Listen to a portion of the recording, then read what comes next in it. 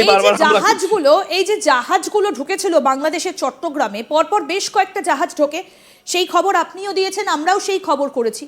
তাহলে কি সেই জাহাজে করে লোকজনও বাংলাদেশে ঢুকেছে?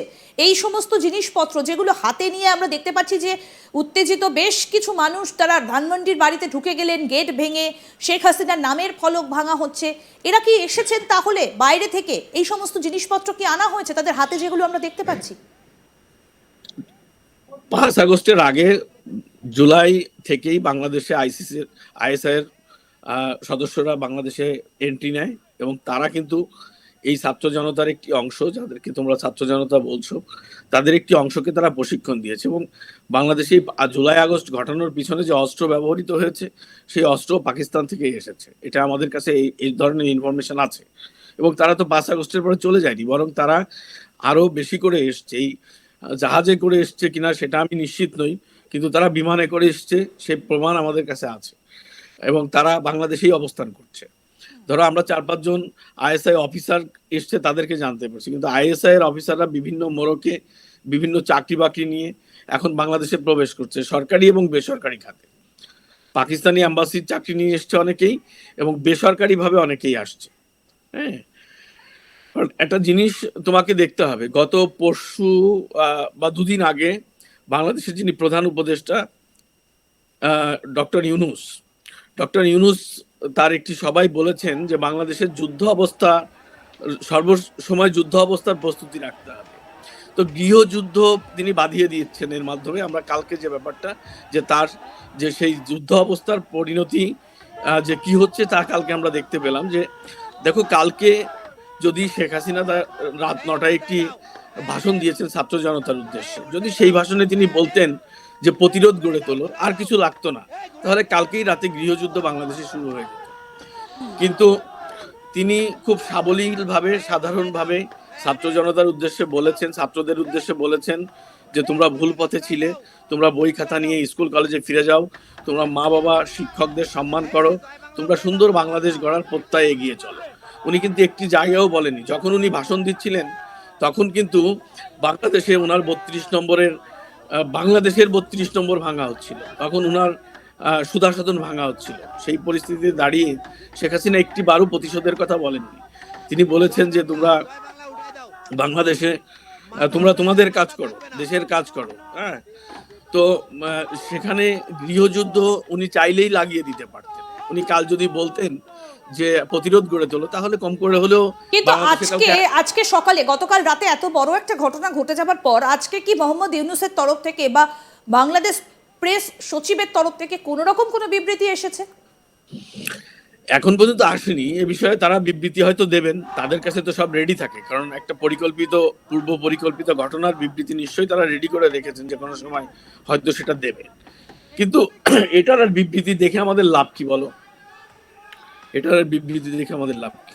একদম, আমি সেই ছবিগুলো আপনাদেরকে আবার দেখাচ্ছি। দাদা, আপনি আমাদের সঙ্গে থাকুন। অত্যন্ত আবেগতাড়িত প্রত্যেকেই, যারা বাংলাদেশের মানুষ, যারা বাংলাদেশের জাতীয়তাবাদে বিশ্বাস করেন, বাঙালি, তারা প্রত্যেকেই এই ঘটনার পর অত্যন্ত ব্যথিত। আমাদের সঙ্গে যিনি রয়েছেন বাংলাদেশের সাংবাদিক সেই শহীদুল দাদা, তিনিও কিন্তু তার চোখে জল এসে যাচ্ছে, কারণ প্রত্যেকটা বাঙালির কাছে, বাংলাদেশের বাঙালির কাছে এই 32 নম্বর ধানমন্ডির বাড়ি মানেই তাদের কাছে আবেগ, তাদের স্বাধীনতা এবং বাঙালি জাতির সত্তা। আজকে সেই সত্তায় যতটুকুনি বাকি ছিল অবশিষ্ট, ততটুকুও ভেঙে গুড়িয়ে দেওয়া হয়েছে। এমনকি শেখ হাসিনার যে বাড়ি, এই মুহূর্তে যে ছবি আপনাদেরকে আমরা দেখাচ্ছি, যেমনটা বলছিলেন বাংলাদেশের বিশিষ্ট সাংবাদিক শহীদুল হাসান খোকন, যে এটা হচ্ছে বাংলাদেশের শেখ হাসিনার বাড়ি এবং সেখানে তার নামের ফলক রয়েছে, সেই সমস্ত কিছু ভেঙে একেবারে গুড়িয়ে দেওয়া হচ্ছে। দেখুন কিভাবে উপড়ে ফেলা হচ্ছে শেখ হাসিনার নামের ফলক, ভেঙে গুড়িয়ে দেওয়া হচ্ছে এবং হাতে সেই জিহাদি পতাকা, মানে যারা এই কাজগুলো করছেন তারা তাদের হাতে জিহাদি পতাকা। সুতরাং বোঝাই যাচ্ছে যে বাংলাদেশ এই মুহূর্তে কার হাতে রয়েছে। আইএসআই এর প্ল্যান কি তাহলে সফল? কারণ আইএসআই তো এটাই চেয়েছিল যে বাংলাদেশকে উত্তপ্ত করতে, এবং বাংলাদেশের যে পরিস্থিতি আজকে সৃষ্টি হয়েছে তাতে কয়েক দশক যেই দেশটা পিছিয়ে গেল, সেটা কি একবারও ভাবছেন যারা এই ধরনের ঘটনাগুলো করছেন? দাদা, আপনার কাছে এই প্রশ্নটাই রাখতে চাইবো যে স্বাধীনতাকে মুছে দেবার নামে যে কাণ্ডগুলো, যে ঘটনাগুলো বাংলাদেশে ঘটছে, তাতে কি তারা বুঝতে পারছেন না যে দেশটা কয়েক কদম পিছিয়ে গেল? দেখো, 5 আগস্টের পর থেকে বাংলাদেশটা মানে ব্যাপকভাবে পিছিয়ে যাচ্ছে। এত পিছনো মানে এগিয়ে যাওয়া একটি দেশ এত অল্প সময়ে এতটা পিছিয়ে যাবে এটা ভাবা যায় না। দেখো, বাংলাদেশে যারা আজকে রাষ্ট্র ক্ষমতায় এসছে তারা একটা প্রথা ভাঙার কথা বলে রাষ্ট্র ক্ষমতায় এসেছিল। মানে শেখ হাসিনাকে উৎখাত করে এসেছিল।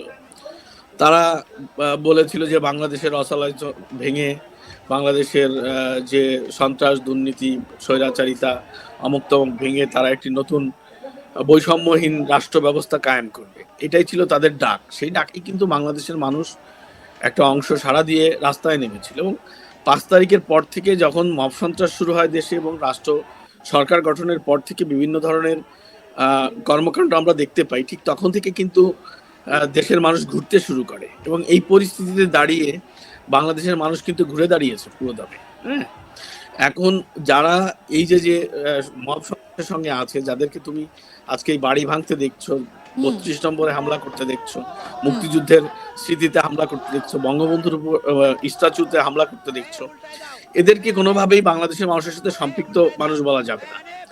এরা একদম পুরোটাই আইসিসির, আইএসআই এর মতদর্শী। হ্যাঁ, এবং তারা তাদের তো প্রমাণ তুমি দেখছোই, তোমার স্ক্রিনেই তুমি বারবার দেখাচ্ছ যে আইসিসির পতাকা নিয়ে তারা, হিজবুত তাহরির পতাকা নিয়ে তারা কিভাবে উল্লাস করছে। তো এই যে ব্যাপারটি, এবং তাদের মুখের স্লোগানটি তুমি শোনো, আইসিসির স্লোগান তারা দিচ্ছে।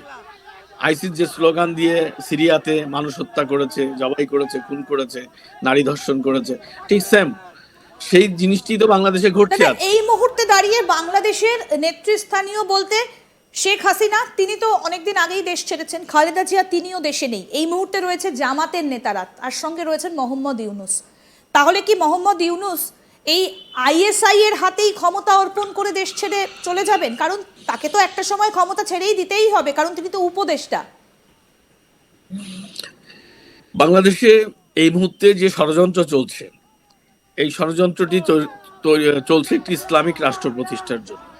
এবং একটি আইএসআই, তাদের যে প্ল্যান, তারা এখানে একটি জঙ্গি রাষ্ট্র গড়ে তুলতে চায়, যে কারণে তারা আগে মুক্তিযুদ্ধের উপরে আঘাত আনছে। যদি মুক্তিযুদ্ধের বাংলাদেশকে তারা ধ্বংস করে এটাকে আইসিসির মতাদর্শে হিজবুত তাহরি, হুজি বা অন্যান্য সংগঠনের নেতৃত্বে বাংলাদেশ প্রতিষ্ঠা করতে পারে, তাহলে তাদের 16 কন্যা পূর্ণ হবে। একটা হলো যে 71-এর প্রতিশোধ তারা পেয়ে যাবে, দ্বিতীয়টি হচ্ছে তারা ভারতকে অশান্ত করতে পারবে।